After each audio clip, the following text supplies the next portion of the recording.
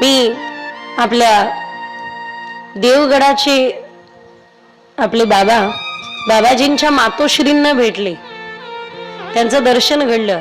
आहा, चेहऱ्यावरती हास्य आणि हा आशीर्वाद. फोटो काढायचा म्हटलं सोबतच्या, तर आजीनी पोज पण दिली लगेच. हे मी म्हंटल, पण हे आहे. अमित दादांना म्हटलं, अमित दादा आणि डॉक्टर दादांना म्हटलं की हे पूर्णत्व, हे खरं पूर्णत्व.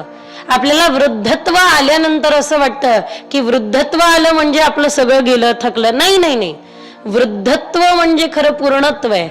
त्यावेळेला तुम्ही आशीर्वाद द्यायला तयार राहावं सगळ्यांना. तुझं कल्याण हो, तुझं कल्याण हो, तुझं कल्याण हो.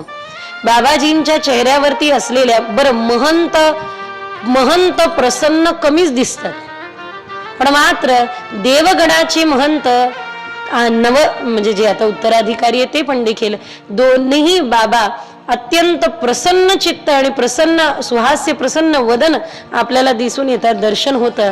मला लक्षात आलं त्याचं रहस्य आई साहेब आहे, मातोश्री आहेत. सुंदर आशीर्वाद.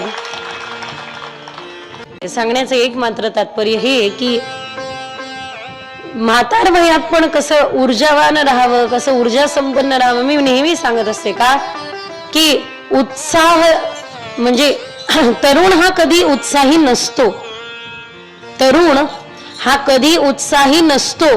बरोबर आहे ना? तुम्ही नीट ऐकताय की नाही माझ्या पण लक्षात येईल. मग तरुण हा कधी उत्साही नसतो, जो उत्साही असतो तोच तरुण असतो.